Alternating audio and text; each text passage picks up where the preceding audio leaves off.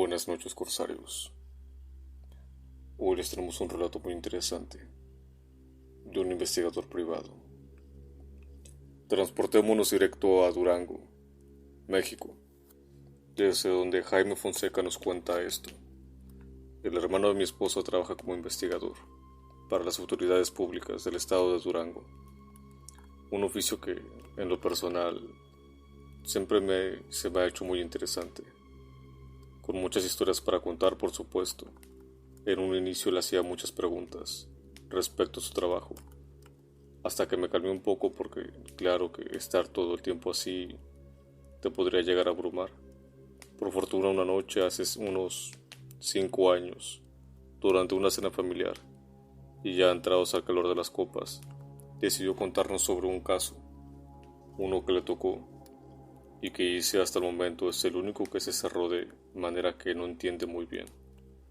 ¿Por qué o cómo nos contó que hace unos 4 años se les notificó del caso de una niña desaparecida, a quien aparentemente había sido raptada durante la noche en su propia casa, mientras toda la familia estaba durmiendo?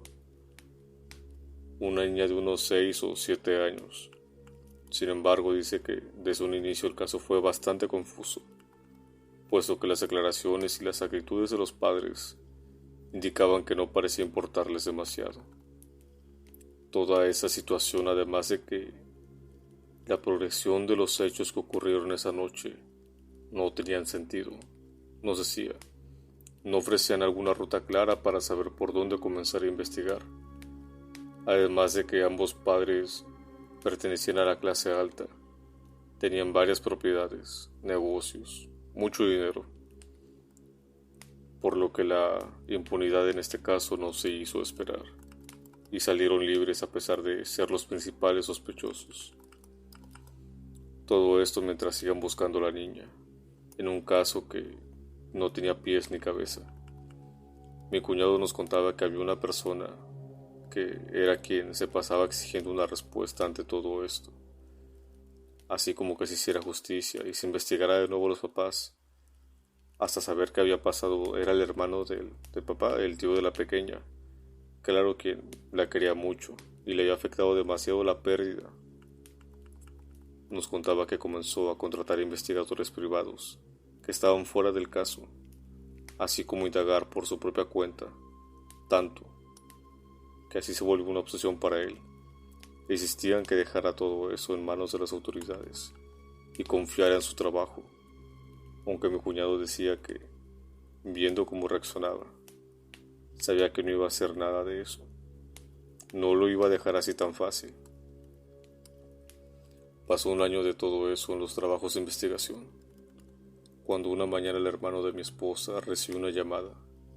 Habían encontrado el cuerpo de la niña, enterrado en el patio de la casa de sus padres. Pero el cómo fue hallado es lo que da más intriga en este caso. Claro, sin hacer menos todo el acontecimiento de la versión oficial, fue que durante un proceso de remodelación, en una parte del patio, dieron con el cuerpo.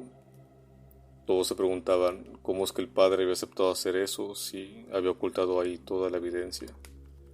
Porque sí, habían sido sus padres, por lo que después descubrieron que, ante la insistencia del hermano, aceptó. Su hermano le decía que había que remodelar esa parte de la casa, usando la excusa de decirle que debían darle un aire fresco a la casa y poder así pasar ese mal rato que habían tenido. El padre de la niña nunca supo que su hermano lo estaba investigando todo. Esto era como si él supiera que la niña se encontraba ahí, de modo que arrinconó a su hermano diciéndole que no tenía nada de malo remodelar esa parte. ¿O qué pasaría si lo hacían?, le preguntaba. Esa parte de la casa estaba un poco consumida por la humedad y le hacía falta mantenimiento, y era mejor que se construyera de nuevo con un diseño mejor. Y fue durante todo este proceso que de repente hubo un accidente, si lo queremos ver así, que dio con los restos de la pequeña bajo la tierra. Con todo esto no fue difícil enjuiciar a los responsables tras todo este hallazgo, y afortunadamente hasta hoy dice mi cuñado que sigue en prisión sin oportunidad de salir o reducción de sentencia, más que nada porque todo ese caso dejó de ser discreto. Pero mi cuñado seguía con la duda de cómo es que el hermano había dado con esa conclusión. Si acaso era cómplice. ¿Todo estaba premeditado o cómo había sido posible? Así que lo visitó días después de que se cerró el caso. Y vaya que obtuvo una respuesta. Solo que no era lo que esperaba. Dijo que notó un gran cambio en el hermano. Se le veía mucho más tranquilo, si bien aún se veía triste y cansado. Ahora tenía un semblante de serenidad. No tuvo problema en confesar que, como todos lo habían pensado, sí se había obsesionado con el caso de su sobrina, pero ante la negligencia de parte de la policía y las influencias de su hermano que él conocía muy bien, había decidido tomar medidas más drásticas y buscando por aquí y por allá, con tal persona acudió a medios alternativos para encontrar una respuesta de verdad. Estaba desesperado y cómo no estarlo. ¿Qué clase de medios?, preguntó mi cuñado, a lo que este tipo le respondió que antes de su desaparición buscaba cualquier cosa que le diera algo de esperanza. Y así fue como acudió con una señora, una medium, una persona que aseguraba contactarse con quienes ya no estaban aquí. Así tal cual eran palabras de ese hombre. En un inicio le pareció algo muy absurdo, pero estaba desesperado.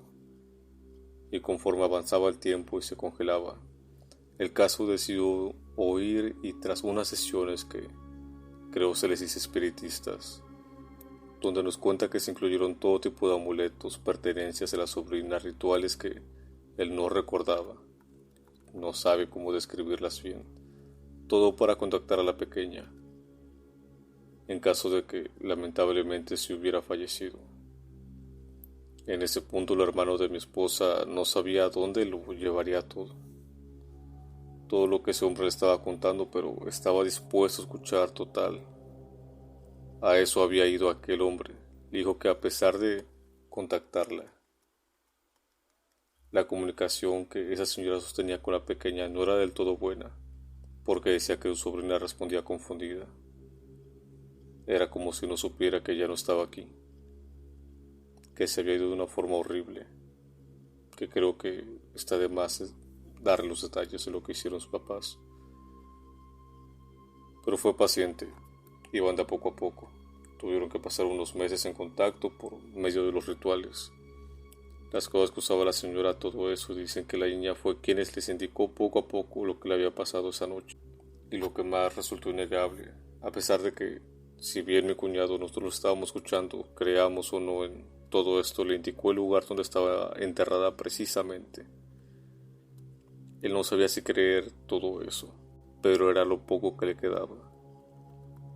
Así que fue ahí cuando empezó a pensar cómo iba a convencer a su hermano de hacer algo en esa parte de la casa, para poder encontrarla de casualidad, si es que se estaba ahí. Si él llegaba así como si nada, a comenzar a cavar, desenterrar todo, sabiendo el lugar preciso, y con el testimonio de que una medium se lo dijo, eso lo iba a meter en problemas. Nadie le iba a creer. Así que tuvo que ir por ese lado y esperar que fuera cierto tras muchos interrogatorios. Mi cuñado ha aprendido cuando una persona estaba mintiendo, o al menos la mayoría es parte del trabajo también, y nos asegura que si bien no podía corroborar toda esa historia, al menos sabía que ese hombre le estaba diciendo la verdad. Además de que estaba dispuesto a declarar, aunque eso último ya no era necesario, dice mi cuñado, que luego de esa plática nunca más se volvieron a ver. No volvió a saber nada. Y él se mantiene sin creer en todo eso, pero hubo algo ahí, algo inexplicable, pero que a fin de cuentas terminó siendo cierto.